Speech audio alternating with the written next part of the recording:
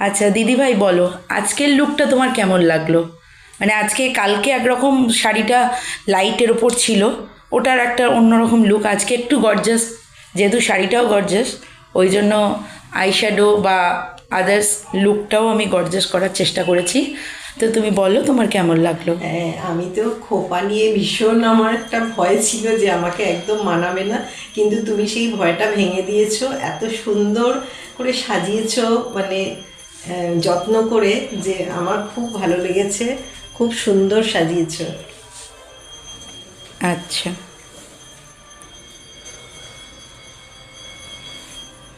আচ্ছা, তো কালকের মেকআপটা ঠিকঠাক ছিল তো? লং হ্যাঁ, লাস্টিং কালকে ছিল? মেকআপটা লং লাস্টিং হয়েছে। তারপরে প্রত্যেকে বলেছে খুবই সুন্দর, খুবই সুন্দর সাজানো হয়েছে। মানে কালকে যেই রকম শাড়ি পরেছিলাম সেই অনুপাতে যেমন সাজানোর দরকার ছিল ঠিক সেরকম করেছো। আর আজকে যেই শাড়িটা পরেছি তুমি সেইভাবেই চড়া মেকআপ করে একটু নিজের মতো গর্জাস করে করার চেষ্টা করেছো। করেছি। হ্যাঁ, গর্জাস করে করেছো।